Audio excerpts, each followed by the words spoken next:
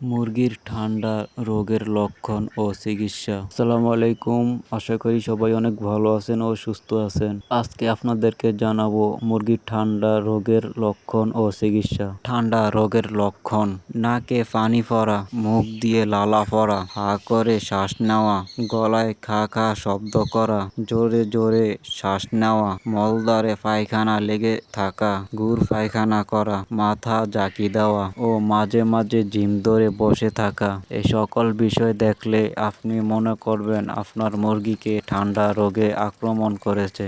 আমরা আমাদের খামারে দুইটি ভাবে ঠান্ডা রোগের চিকিৎসা করে থাকি, যেমন 1 নম্বরে অল্প ঠান্ডা, 2 নম্বরে অতিরিক্ত ঠান্ডা। মুরগির অল্প ঠান্ডার জন্য চিকিৎসা: অ্যানরোসিন বেট, ডক্সি এ bet, lyso bet, first bet এই সকল ওষুধ একসাথে মিশিয়ে টানা 7 দিন খাওয়াতে হবে, কারণ এই সকল ওষুধ অ্যান্টিবায়োটিক ওষুধ। মুরগির অতিরিক্ত ঠান্ডার জন্য চিকিৎসা: টিকার বেট অথবা জিকোটিল, ডক্সি বেট, পালমোকেয়ার অথবা pulmo gold, nephrosin vet, first vet, lyso vet এই সকল ওষুধ একসাথে মিশিয়ে টানা 7 দিন খাওয়াতে হবে। পুরো ভিডিওতে যে সকল ওষুধের নাম বলছি, এই সকল ওষুধ খাওয়ানোর নিয়ম একই, অর্থাৎ 1 গ্রাম 1 লিটার পানিতে অথবা 1 ml 1 লিটার পানিতে এই সকল ওষুধ একসাথে মিশিয়ে টানা 7 দিন খাওয়াতে হবে। এই ভিডিওটির কোনো কিছু বুঝতে সমস্যা হলে